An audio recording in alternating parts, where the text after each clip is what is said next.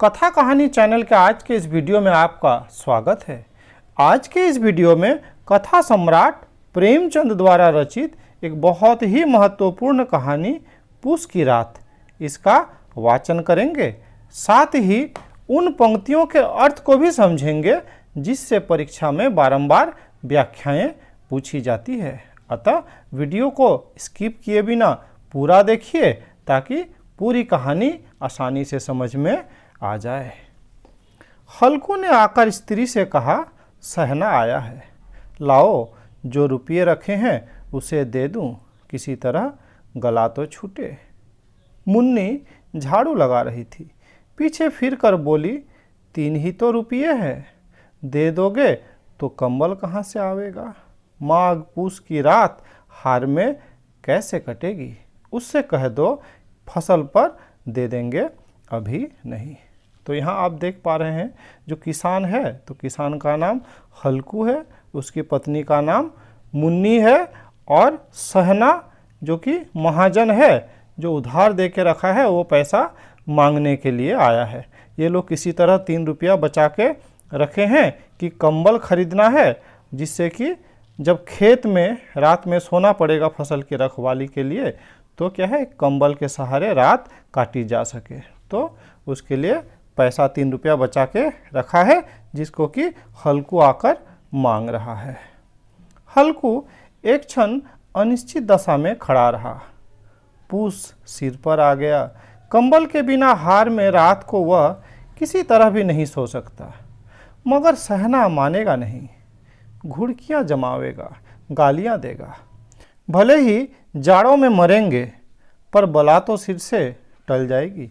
यह सोचता हुआ वह अपना भारी भरकम डील लिए हुए जो कि उसके नाम को झूठ सिद्ध करता था स्त्री के समीप आ गया और खुशामद करके बोले, दे गला तो छूटे, कंबल के लिए कोई दूसरा उपाय सोचूंगा। मुन्नी उसके पास से दूर हट गई और आंखें तरेरती हुई बोली, कर चुके दूसरा उपाय, जरा सुनूं तो कौन सा उपाय करोगे, कौन खैरात दे देगा कंबल, न जाने कितनी बाकी है जो किसी तरह चूकने ही नहीं आती। मैं कहती हूँ तुम क्यों नहीं खेती छोड़ देते, मर मर कर काम करो, उपज हो तो बाकी दे दो, चलो छुट्टी हुई। बाकी चुकाने के लिए ही तो हमारा जन्म हुआ है, पेट के लिए मजूरी करो, ऐसी खेती से बाज आए, मैं रुपये न दूंगी। अर्थात मुन्नी को पता था कि कंबल खरीदने के लिए फिर से पैसे का जुगाड़ किसी तरह भी नहीं हो पाएगा, इसलिए वो बोली कि नहीं, हम जो 3 रुपया बचा के रखे हैं कंबल के लिए वो नहीं देंगे। हल्कू उदास होकर बोला, तो क्या गाली खाऊं। मुन्नी ने तड़प कर कहा, गाली क्यों देगा, क्या उसका राज है। मगर ये कहने के साथ ही उसकी तनी हुई भौहें ढीली पड़ गई। हल्कू के उस वाक्य में जो कठोर सत्य था वह मानो एक भीषण जंतु की भांति उसे घूर रहा था, है ना। अर्थात मुन्नी कह तो दी कि उसका राज है, फिर उसे कहने के बाद पता चला कि नहीं, राज तो उसी का है। उसने जाकर आले में से रुपये निकाले और लाकर हल्कू के हाथ पर रख दिए। फिर बोली, तुम छोड़ दो अब की से खेती, मजूरी से सुख से एक रोटी खाने को तो मिलेगी, किसी की धौंस तो न रहेगी। अच्छी खेती है, मजूरी करके लाओ, वो भी उसी में झोंक दो, उस पर धौंस। हल्कू ने रुपये लिए और इस तरह बाहर चला गया मानो अपना हृदय निकालकर देने जा रहा हो। उसने मजूरी से एक एक पैसा काट काट कर 3 रुपये कंबल के लिए जमा किए थे, वह आज निकाले जा रहे थे। एक एक पग के साथ उसका मस्तक पानी दीनता के भार से दबा जा रहा था। अब दूसरा दृश्य जो कि पूस की रात का ही क्या है दृश्य है, जब हल्कू फसल की रखवाली के लिए रात में खेत में ही था। तो पूस की अंधेरी रात, आकाश पर तारे भी ठिठुरते हुए मालूम होते थे। हल्कू अपने खेत के किनारे ऊख के पत्तों की एक छतरी के नीचे बांस के खटाले पर अपने पुरानी गाड़े की चादर ओढ़े पड़ा कांप रहा था। खाट के नीचे उसका संगी कुत्ता जबरा पेट में मुंह डाले सर्दी से कूं कूं कर रहा था। तो ये जो जबरा उसका पालतू कुत्ता है जो इसके साथ खेत में है। दोनों में से किसी को भी नींद नहीं आ रही थी। हल्कू ने घुटनों को कंबल में चिपकाते हुए कहा, क्यों जबरा, जाड़ा लगता है? कहता तो था घर में पुआल पर लेटा रहा। तो यहाँ क्या लेने आए थे? अब खाओ ठंड, मैं क्या करूं? जानते थे मैं यहाँ हलवा पूरी खाने आ रहा हूँ, दौड़े दौड़े आगे आगे चले आए, अब रो नानी के नाम को। जबरा ने पड़े पड़े दुम हिलाई और अपनी कूं कूं को दीर्घ बनाता हुआ एक बार जम्हाई लेकर चुप हो गया। उसकी स्वान बुद्धि ने शायद ताड़ लिया कि स्वामी को मेरी कूं कूं से नींद नहीं आ रही है। हल्कू ने हाथ निकालकर जबरा की ठंडी पीठ सहलाते हुए कहा, कल से मत आना मेरे साथ, नहीं तो ठंडे हो जाओगे, है ना। तो यहाँ पे ठंडे हो जाओगे अर्थात मर ही जाओगे। तो बढ़िया है कि यहाँ पर मत आना, घर में ही रहना। यह रांड पछुआ न जाने कहाँ से बर्फ लिए आ रही है। उठूं, एक चिलम भरूं, किसी तरह रात तो कटे। 8 चिलम तो पी चुका। यह खेती का मजा है। और एक भगवान ऐसे पड़े हैं जिसके पास जाड़ा आए तो गर्मी से घबरा कर भागे। मोटे मोटे गद्दे, लिहाफ, कंबल, मजाल है जाड़े का कि गुजर जाए, है ना। तकदीर की खूबी, मजूरी हम करें, मज़ा दूसरे लूटें। तो ये जो पंक्तियां है ना, ये काफ़ी महत्वपूर्ण पंक्तियां हैं। इससे व्याख्याएं पूछी जाती है। तो यहाँ पर हल्कू उन अमीर लोगों की बात करते हैं जिसके पास क्या है, मोटे मोटे गद्दे हैं ना, कंबल है, अर्थात इतने ज़्यादा उसके पास सामान है कि अगर जाड़ा भी आए तो गर्मी के डर से भाग जाए, अर्थात जाड़ा उसको लगने का कोई चांस ही नहीं है। इसीलिए ये कहता है कि ये तो तकदीर की खूबी है कि मजूरी हम करें और मज़ा दूसरे लूटें। हल्कू उठा, गड्ढे में से जरा सी आग निकालकर चिलम भरी। जबरा भी उठ बैठा। हल्कू ने चिलम पीते हुए कहा, पिएगा चिलम? जाड़ा तो क्या जाता है, हाँ जरा मन बदल जाता है। जबरा ने उसके मुंह की ओर प्रेम से झलकता हुआ आंखों से देखा। हल्कू, आज और जाड़ा खा ले, कल मैं यहाँ पुआल बिछा दूंगा, उसी में घुसकर बैठना, तब जाड़ा न लगेगा। जबरा ने अपने पंजे उनकी घुटनियों पर रख दिए और उसके मुंह के पास अपना मुंह ले गया। हल्कू को उसकी गर्म सांस लगी। चिलम पीकर हल्कू फिर लेटा और निश्चय करके लेटा, चाहे कुछ भी हो अब की सो जाऊंगा। पर एक ही क्षण में उसके हृदय में कंपन होने लगा। कभी इस करवट लेता, कभी उस करवट, पर जाड़ा किसी पिशाच की भांति उसकी छाती को दबाए हुए था, है ना। ये पंक्तियाँ भी महत्वपूर्ण है ना, कि जाड़ा किसी पिशाच की भांति उसके छाती को दबाए हुए था, अर्थात अत्यधिक ठंड थी, है ना। और उस ठंड में ये किसी तरह भी रह नहीं पा रहा था। जब किसी तरह न रहा गया तो उसने जबरा को, है ना, अपने कुत्ते को ही धीरे से उठाया और उसके सिर को थपथपाकर उसे अपने गोद में सुला लिया। कुत्ते की देह से जाने कैसी दुर्गंध आ रही थी, पर वह उसे अपनी गोद में चिपकाए हुए ऐसे सुख का अनुभव कर रहा था जो इधर महीनों से उसे न मिला था। जबरा भी शायद ये समझ रहा था कि स्वर्ग यही है, और हल्कू की पवित्र आत्मा में तो उस कुत्ते के प्रति घृणा की गंध तक न थी। अपने किसी अभिन्न मित्र या भाई को भी वह इतनी तत्परता से गले नहीं लगाता। वह अपनी दीनता से आहत न था जिसने आज उसे इस दशा को पहुंचा दिया, नहीं, इस अनोखी मैत्री ने जैसे उसकी आत्मा के सब द्वार खोल दिए थे और उसका एक एक अणु प्रकाश से चमक रहा था। तो ये जो पंक्तियां है वह अपनी दीनता से आहत नहीं था, है ना, जिसने आज उसे इस दशा पर पहुंचा दिया, नहीं, इस अनोखी मैत्री ने जैसे उसके आत्मा के सब द्वार खोल दिए थे और उसका एक एक अणु प्रकाश से चमक रहा था। तो ये काफ़ी महत्वपूर्ण पंक्तियां हैं व्याख्या के दृष्टि से। अगर शॉर्टकट में समझना चाहें तो इसमें ये बताया जा रहा है कि हल्कू गरीब था लेकिन उसे कोई दुख नहीं था, है ना। ये गरीबी उसे इस हालत तक पहुंचा दिया, उसे भी कोई दुख नहीं था। वो तो देख रहा था कि ये जो पवित्र मैत्री है किसके साथ, कुत्ते के साथ, है ना। तो मानो इसने जो हल्कू है उसका मन के सारे द्वार खोल दिए, है ना, ठीक है। और उसका मन मानिए क्या है कि प्रकाश से चमक रहा था। सहसा जबरा ने किसी जानवर की आहट पाई। इस विशेष आत्मीयता ने उसमें एक नई स्फूर्ति पैदा कर दी जो हवा के ठंडे झोंकों को भी तुच्छ समझती थी। वो झपट कर उठा और छपरी से बाहर आकर भौंकने लगा। हल्कू ने उसे कई बार चुमकार कर बुलाया पर वह उसके पास न आया। हार में चारों तरफ दौड़ दौड़ कर भौंकता रहा। एक क्षण के लिए आ भी जाता तो तुरंत ही फिर दौड़ता।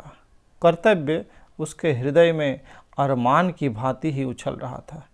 घंटा और गुजर गया। रात ने शीत को हवा से और धधकाना शुरू कर दिया। एक हल्कू उठ बैठा और दोनों घुटनों को छाती से मिलाकर सिर को उसमें छिपा लिया। फिर भी ठंड कम न हुई। ऐसा जान पड़ता था सारा रक्त जम गया है, धमनियों में रक्त की जगह हिम बह रही है। उसने झुककर आकाश की ओर देखा। अभी कितनी रात बाकी है।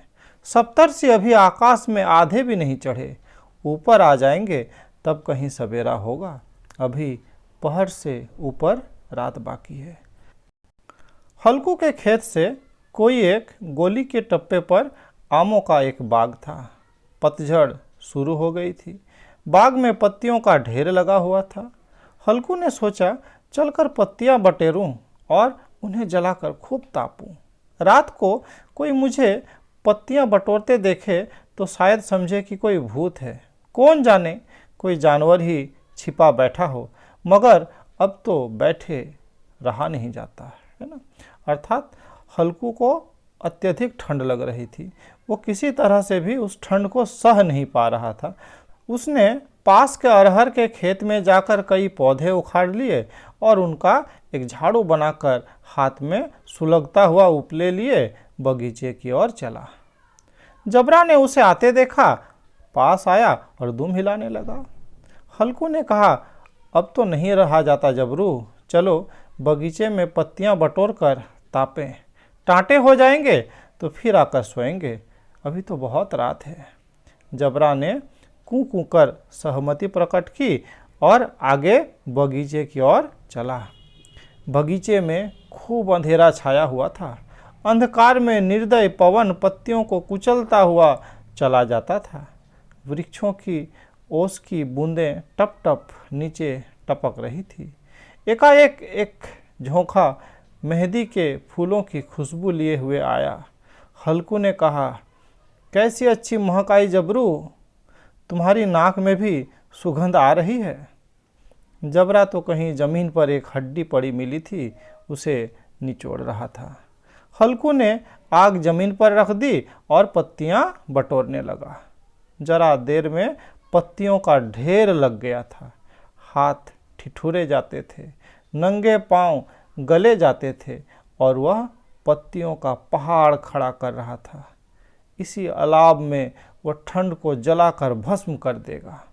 थोड़ी देर में अलाव जल उठा। उसकी लो ऊपर वाले वृक्ष की पत्तियों को छू छू कर भागने लगी।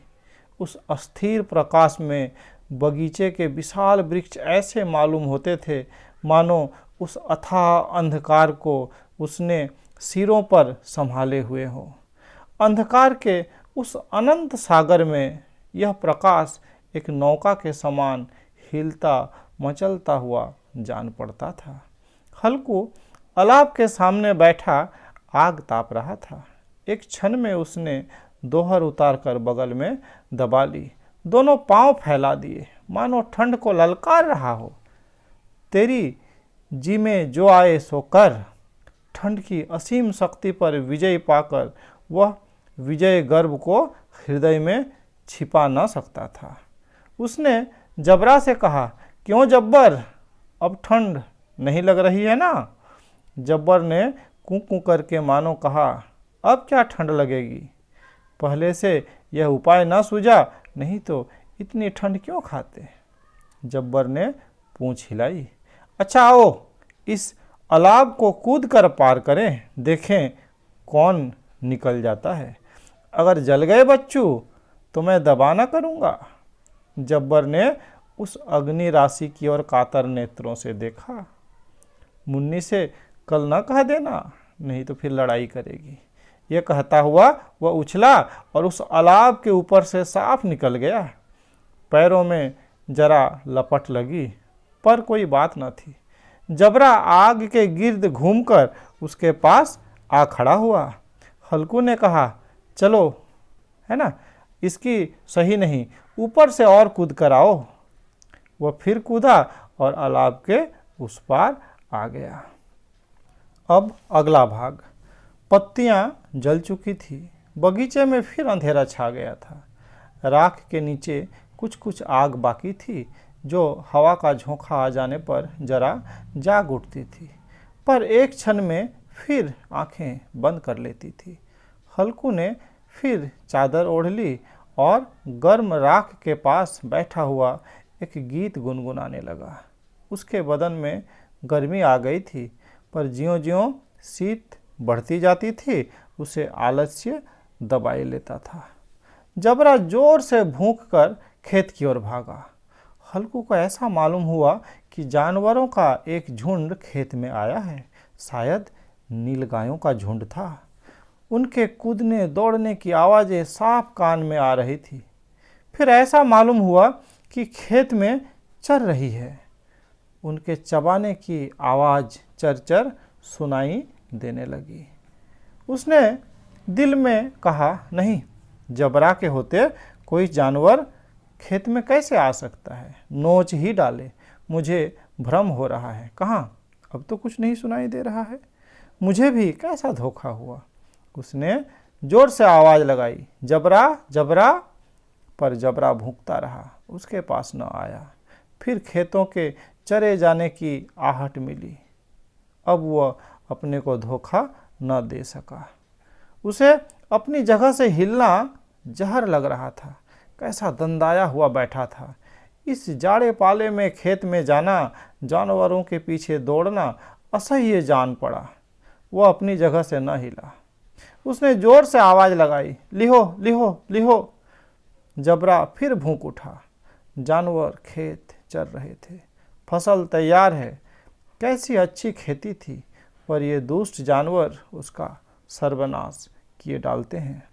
हल्कू पक्का इरादा करके उठा और 2-3 कदम चला, पर एकाएक हवा का ऐसा ठंडा चुभने वाला बिच्छू के डंक सा झोंका आया कि वो फिर बुझते हुए अलाव के पास आ बैठा और राख को कुरेद कर अपनी ठंडी देह को गरमाने लगा। जबरा अपना गला फाड़ डालता था। नीलगायें खेत का सफाई किए डालती थी और हल्कू गर्म राख के पास शांत बैठा हुआ था। अकर्मण्यता ने रस्सियों की भांति उसे चारों तरफ से जकड़ रखा था, है ना। अर्थात हल्कू को सब मालूम है कि वो किस लिए खेत में आया है ना, क्या करना है, लेकिन वो एक अकर्मण्य जैसा चुपचाप क्या है, वही गर्म राख के पास बैठा हुआ है। वो उठ के भी नहीं जा रहा है। उसे सब पता चल रहा है कि नीलगाय जो है वो फसल का एकदम सफाया किए दे रहा है ना। उसी राख के पास गर्म जमीन पर वहीं चादर ओढ़कर वो सो गया। सवेरे जब उसकी नींद खुली तो चारों तरफ धूप फैली हुई थी। मुन्नी कह रही थी, क्या आज सोते ही रहोगे? तुम यहाँ आकर रम गए और उधर सारा खेत चौपट हो गया। हल्कू न उठकर कहा, क्या तू खेत से होकर आ रही है? मुन्नी बोली, हाँ, सारा खेत का सत्यानाश हो गया। भला ऐसा भी कोई सोता है? तुम्हारे यहाँ मड़ैया डालने से क्या हुआ? हल्कू ने बहाना किया, मैं मरते मरते बचा, तुझे अपने खेत की पड़ी है। पेट में ऐसा दर्द हुआ कि मैं ही जानता हूँ, है ना, अर्थात वो सीधे सीधे झूठ बोल दिया। फिर दोनों खेत के डांड पर आए तो देखा सारा खेत रौंदा पड़ा हुआ है और जबरा मड़ैया के नीचे चित लेटा है, मानो प्राण ही न हो। दोनों खेत की दशा देख रहे थे, मानो प्राण ही न हो। दोनों खेत की दशा देख रहे थे। मुन्नी के मुख पर उदासी छाई थी, पर हल्कू प्रसन्न था। मुन्नी ने चिंतित होकर कहा, अब मजूरी करके ही माल गुजारनी भरनी पड़ेगी। हल्कू ने प्रसन्न मुख से कहा, रात को ठंड में यहाँ सोना तो न पड़ेगा। इस प्रकार आज के इस वीडियो में इतना ही। वीडियो अच्छा लगा तो लाइक शेयर कर सकते हैं, चैनल में नए हैं तो चैनल को सब्सक्राइब कर सकते हैं। इस वीडियो में मेरे साथ बने रहने के लिए बहुत बहुत धन्यवाद।